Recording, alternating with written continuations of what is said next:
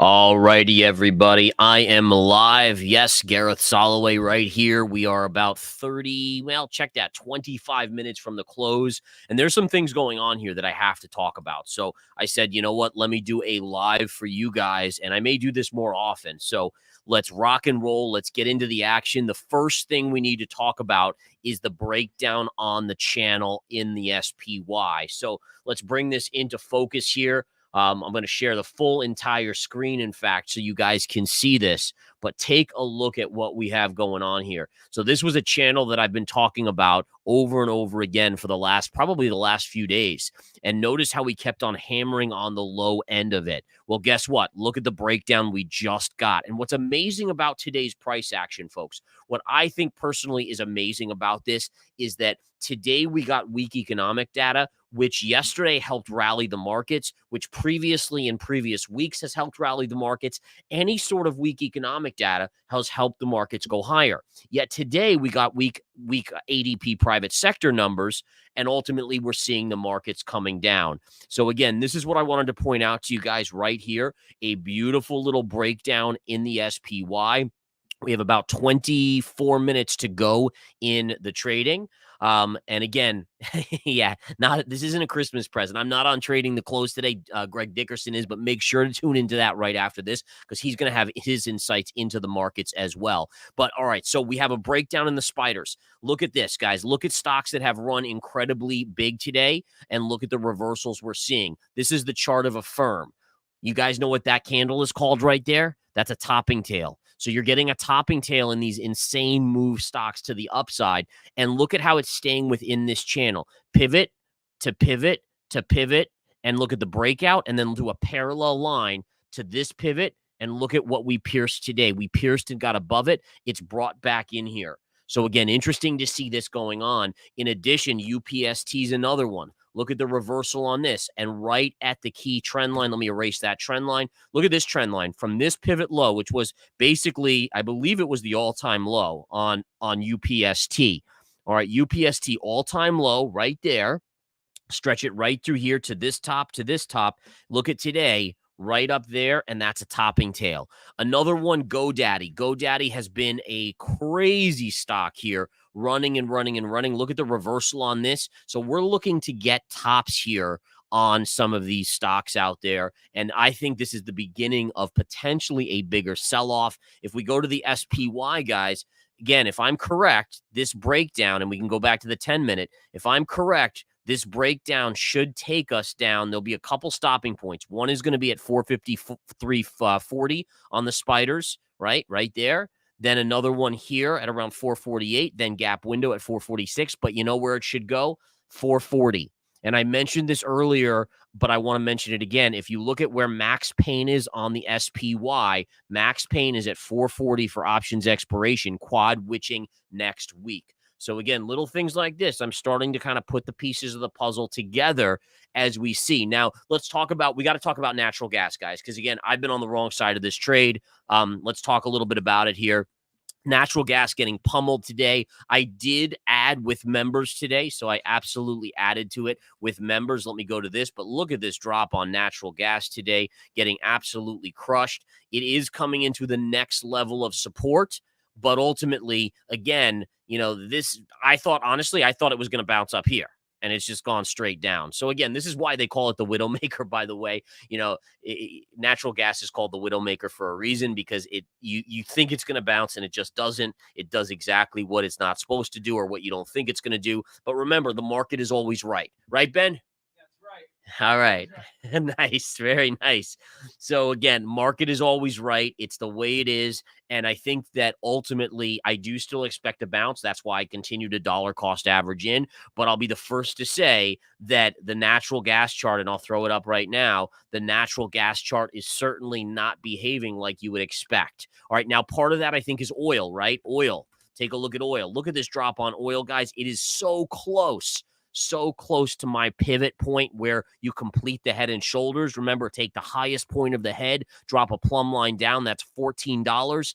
Drop that same plumb line from right here, the break point. And look, we're basically at target on this chart here of oil. So oil, again, I think it could go a little bit lower. I will potentially be looking to buy a little bit of oil um, tomorrow if we get into the mid 68 range. That to me is my buy area. So again, we'll see where that goes. And yes, if you're looking at oil, if you're looking at natural gas, there's no doubt that it does signal the potential for a recession.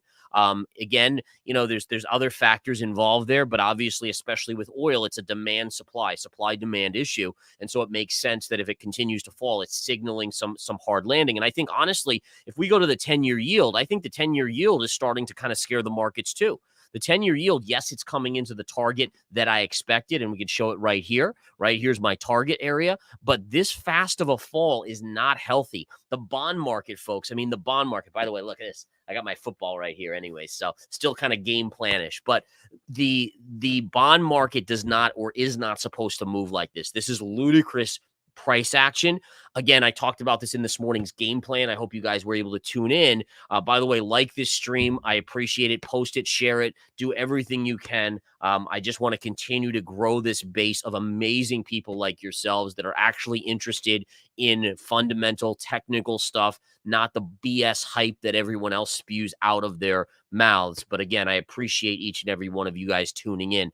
But again, the bond market's not supposed to move like this. And I think ultimately we're getting close to a bounce point on the 10-year yield. Let's also look at the dollar, the DXY, which is actually pushing higher. Probably another reason the markets are struggling here. The dollar, yes, it's piercing first resistance, but my guess is we get a little bit more upside here.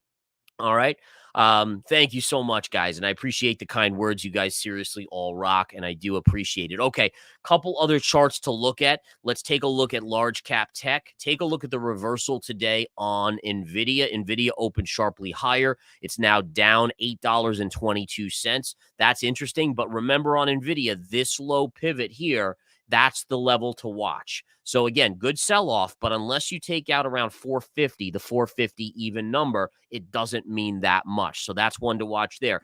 Apple today, let's take a look.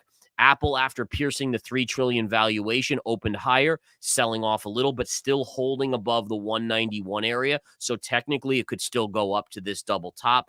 Microsoft, which again, to me, put in a major top. Look at this trend line. You guys remember when I put these two trend lines on like 2 weeks ago, and I was like, all right, this is where Microsoft should stop. Look at them. I mean, literally basically to the penny or the dollar, and we've had a nice pullback here. So let's go back to the spiders and just see what the S&P is. I'm going to wrap this up pretty soon, guys. It's not meant to be a long video or long live, but we are seeing a little bit of a bounce here, no doubt about it here. So again, a little bit of a bounce, but we're still down below this trend line. And to me, if we close below this trend line, it then bodes negatively. Like I would actually have a negative bias going into tomorrow. We get jobless claims tomorrow. I'll obviously cover that in my game plan at 9 a.m. as well. Yeah, let's take a look at Solana. I don't mind taking a few questions here. Yeah, Solana to me, again, if you look at your daily chart on Solana, it's still stuck in this range, right? Pivot high down here. And again, you can see we have pushed up, but it's still struggling to get above this downsloping trend line right here. And then here's your support down here. So support is all the way at 56. So it's got a long way to go before it hits support. Resistance, it did pierce today. But again, it has to take that line out and then take out the high here at around 68.50 before it really gets that next momentum move. A couple of you guys are asking about TLT. I think it's a sell on TLT. In fact, I'll give you guys some insights. If you're members of InTheMoneyStocks.com, I did pick up a little TBT. TBT is the inverse of TLT. And again, I'll just mention this real quick, but take a look. Look at the trend line, right? I'm a trend line guy. I'm a data guy. That's why, again, it keeps me independent from all the BS on some of these media stations and online in social media. But look at that trend line. That is a really good trend line. Now, again, does it guarantee that we're going to bounce here? The answer is no. We could go down to the secondary trend line here. But again, in terms of looking at the 10-year yield chart that we looked at before, then looking at this chart, to me, this is the accumulation zone. So you start to accumulate just for a bounce on TBT, and we'll see from there. Gold, let's quickly look at gold here, guys. Gold is actually up today in spite of a stronger dollar. It did retrace into support. Gold is not the one I'm looking at. Honestly, silver is more interesting to me. I want to show you guys silver real quick, and then I'm going to end this stream. But basically, on silver here, this is the line that I'm looking at right here, right? There's a parallel right here. I'm drawing it in, right? So here's our parallel.